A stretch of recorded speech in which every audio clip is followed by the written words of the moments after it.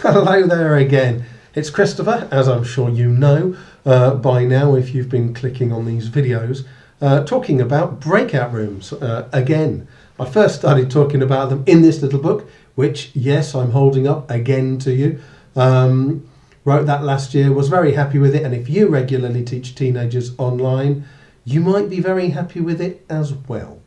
Continued talking about breakout rooms in clip number 10, which you'll see on the list of clips there, which is maybe to the side somewhere. I'm probably not going to bring it up on screen, but you can find it, I'm sure. Continued talking about breakout rooms in the last clip, clip number 11, and we'll conclude now. I've got about 3 things I want to talk to you about. The first one is making breakout rooms a treat. I think if we can encourage our learners to perceive of going to a breakout room as something desirable, then we're motivating them to want to keep being allowed to go, and the way they will do that is by completing the tasks that we ask them to complete and performing well when we pop in to monitor them. So how can we make it a treat? Well, there is an argument that it should be enough of a treat on its own, practicing the language, getting to talk with a colleague, with a classmate. And yes, but there is maybe another little thing we could do. If our learners all share an L1, their first language, we could say to them, and include this in our instructions at the beginning, we could say, you're allowed to speak in your first language for 1 minute to start with, just to catch up with your classmate or chat about something that interests you. And then after that first minute, please move to English. So they get a little bit of, their time as well.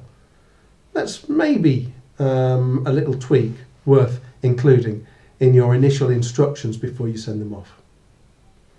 The second idea I want to talk about is a breakout room without a breakout room.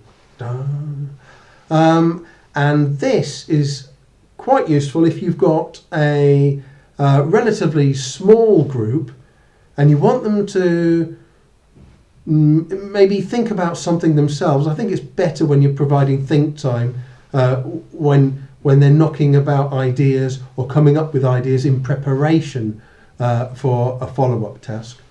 And the way we do it is we don't send anybody anywhere. We say to them, guys, I want you to talk to each other about this. What I'm going to do is I'm going to mute my own microphone.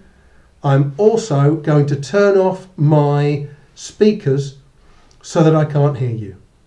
So you get some time, a little bit of privacy to talk amongst yourselves and prepare some answers for the next activity.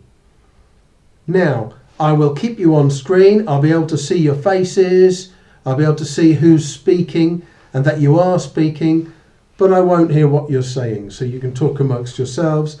And then when it's time for me to bring you back, I shall turn on my microphone. I shall say, guys, I'm bringing you back online. I'm activating my speakers now, and I'll be able to hear you. 3, 2, 1, and then I'll be able to hear you again. I find this works very well. It worked very well for me while I was giving hybrid lessons. That was when I had, half a dozen students at home and half a dozen students with me in the classroom, because then I could just turn off the speakers, give the guys at home a chance to talk amongst themselves, and obviously the guys in the room a chance to talk amongst themselves. But it only works if your students believe that you have actually turned off your speakers, so they've got their own private space. So it's very important, if you are doing a hybrid lesson, that the students in the room see that you do actually turn off the speakers and you don't try to, have a sneaky listen. Because the moment they stop believing that you're actually doing it, then, that loses its novelty. Now, it's good for students to know that you're listening to them. So there's nothing intrinsically wrong with your students talking and you listening. That's perfectly another option. Guys, I want you to talk about amongst yourselves about that, and I shall listen.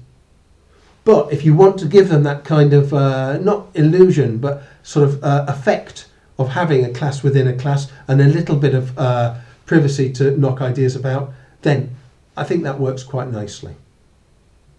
And the third idea is something that Charlie from Charlie's Lessons drew my attention to in one of his posts and in one of his clips. And I'm going to put a link on this clip so that you can see it. Possibly, again, not on screen, but in the text underneath the video clip. And Charlie was letting us all know that Zoom have added another function to their platform, and that is that you can broadcast simultaneously a message to everybody in breakout rooms. So if your students are in breakout rooms, you can send a message or speak to them all in different breakout rooms, maybe just to remind them of something, or if there's a point in the instructions that people seem to be missing. Now, I haven't tried that out yet. I'm probably going to try it out in an online lesson tomorrow, but I'm looking forward to that. If you go to Charlie's clip, you see he brings up the platform on screen, and you can see exactly what to click and how to use that if you haven't done so far. So I highly recommend having a look at that. Thank you, Charlie. Guys, strength and energy with your teaching online and face-to-face.